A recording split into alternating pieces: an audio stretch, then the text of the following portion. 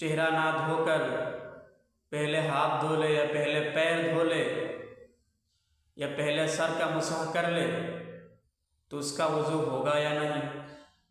یا نحمدہ و نصلی علی رسولہ الکریم، اما بعد فاعوذ باللہ من الشیطان الرجیم، بسم اللہ الرحمن الرحیم۔ یا ایہا الذین آمنوا اذا قمتم الى الصلاة فاغسلوا وجوہکم وایدیکم الى المرافق وامسحوا برؤوسکم وارجلکم الى الکعبین۔ صدق اللہ العظیم۔ محترم سامعین کرام، آج میں آپ حضرات کے سامنے ایک اہم موضوع پر بات کرنے کے لیے حاضر ہوا ہوں، جو موضوع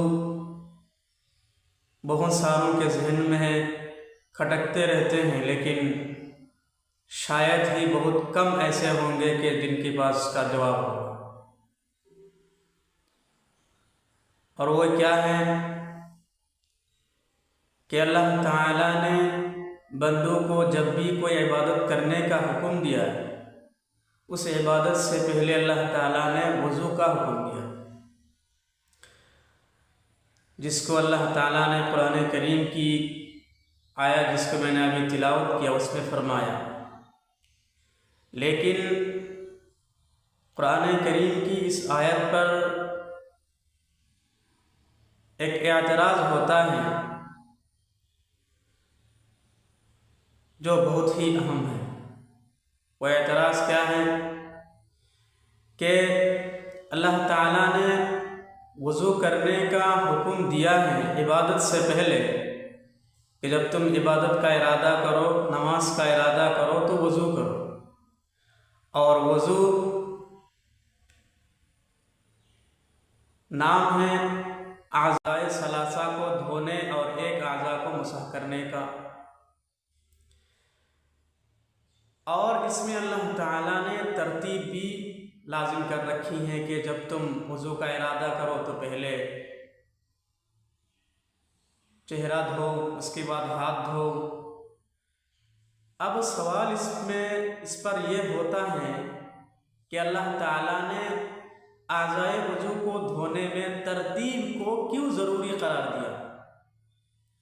یعنی اگر کوئی شخص پہلے چہرہ نہ دھو کر پہلے ہاتھ دھو لے یا پہلے پیر دھو لے یا پہلے سر کا مسح کر لے تو اس کا وضو ہوگا یا نہیں؟ یا اگر وضو ہوگا تو پھر اللہ تعالیٰ نے ترتیب سے وضو کرنے کو کیوں ارشاد فرمایا؟ یہ ایک سوال ہے۔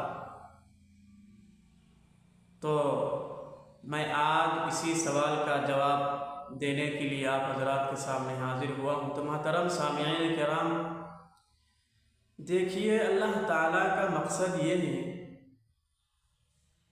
کہ انسان جب بھی کوئی عبادت کرنے کا ارادہ کرے، اللہ تعالیٰ کے سامنے عبادت کی نیت سے حاضر ہو،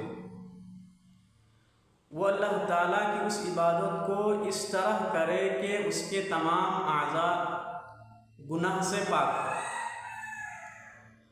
اور اللہ تعالیٰ کا منشا یہ ہے کہ انسان جس گناہ کو پہلے کرتا ہے، انسان کے جس اعضاء سے گناہ پہلے ہوتا ہے اس اعضاء کو پہلے دھو لے، کیونکہ حدیث میں آتا ہے کہ اگر کوئی شخص وضو کرتا ہے تو وضو کے اعضاء دھونے سے اس کے اعضاء سے جو گناہ ہو جاتے ہیں، گناہ صغیرہ، وہ گناہ اللہ تعالیٰ معاف کر دیتے ہیں۔ تو اللہ تعالیٰ نے یہ چاہا کہ بندہ جس طریقے سے گناہ کرتا ہے، گناہ کے اندر جس اعضاء کو پہل کیا جاتا ہے، جس اعضاء سے پہلے گناہ ہوتا ہے، اس اعضاء کو پہلے دھو لے تاکہ اس اعضاء سے گناہ بھی پہلے ختم ہو جائے۔ اور وہ کیا ہے کہ انسان جو بھی گناہ کرتا ہے، ظاہر سی بات ہے وہ پہلے گناہ جو کرے گا وہ چہرہ سے کرے گا، یعنی آنکھ سے کرے گا، کیونکہ پہلا گناہ دیکھنے سے ہوتا ہے، اس کے بعد زبان سے ہوتا ہے۔ تو اللہ تعالیٰ نے یہ کہا کہ بندے چونکہ تمہارا پہلا گناہ آنکھ سے اور زبان سے ہوتا ہے، اور آنکھ اور زبان یہ چہرہ میں ہوتا ہے، اس لیے تم پہلے کیا کر لو، چہرہ دھو۔ جب انسان آنکھ سے کسی گناہ کے کام کو دیکھ لیا، زبان سے اس کے بارے میں بول لیا، اب ہاتھ کیا کرتا ہے، اس کو کرنے کے لیے آگے بڑھتا ہے۔ اس لیے اللہ تعالیٰ نے دوسری مرتبہ یہ فرمایا کہ اس کے بعد چونکہ انسان جو گناہ کرتا ہے وہ ہاتھ سے کرتا ہے، اس لیے اس کے بعد ہاتھ دھو لو۔ اب جب ہاتھ دھو لیا، ہاتھ دھونے کے بعد چونکہ چہرہ بھی انسان کا سر بھی چہرہ کے ساتھ لگا ہوا ہے، لیکن انسان کے سر سے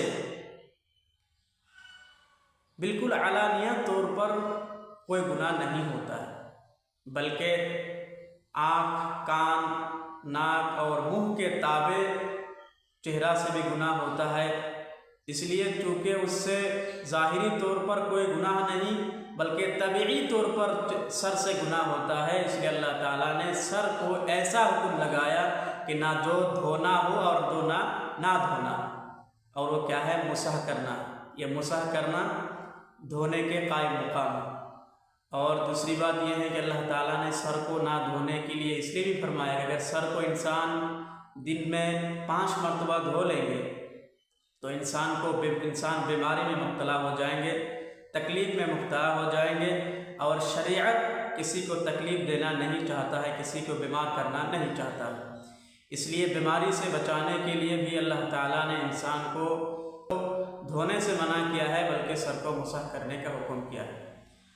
اور آخر میں انسان چونکہ پیر سے گناہ کرتا ہے، کیونکہ پیر کا جو کام ہوتا ہے وہ چلنا ہوتا ہے، اور چلنے والا گناہ وہی ہوگا جو دور میں جا کر کرنا پڑتا ہے۔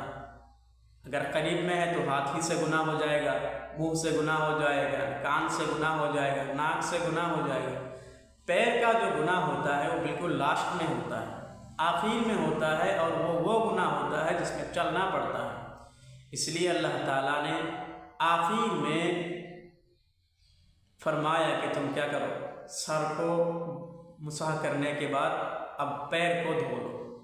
تو چونکہ انسان اسی ترتیب سے گناہ کرتا ہے کہ پہلے چہرہ سے یعنی آنکھ سے، منہ سے، زبان سے گناہ ہوتا ہے، اس کے بعد جو ہے ہاتھ سے گناہ ہوتا ہے، اس کے بعد سر سے، اس کے بعد چہرہ کیا کہتے ہیں پیر سے گناہ ہوتا ہے۔ تو اللہ تعالیٰ کا منشا یہ ہے کہ جس ترتیب سے انسان گناہ کرے اسی ترتیب سے اس کا گناہ بھی معاف ہو جائے، اور ان تمام گناہوں سے معافی چاہ کر ان تمام گناہوں سے جب وہ پاک صاف ہو جائے، اس کے بعد وہ بندہ کیا کرے، اللہ تعالیٰ کے سامنے کھڑا ہو جائے۔ کیونکہ حدیث میں آتا ہے کہ انسان جب نماز میں کھڑا ہوتا ہے تو وہ جو ہے اللہ کے سامنے کھڑا ہوتا ہے، اس لیے اللہ تعالیٰ نے تمام گناہوں سے پاک کر کے بندہ کو اللہ کے سامنے کھڑا کیا ہے۔ امید ہے کہ آپ حضرات میری بات کو سمجھ گئے ہوں گے۔ وآخر دعوانا الحمدللہ رب العالمین۔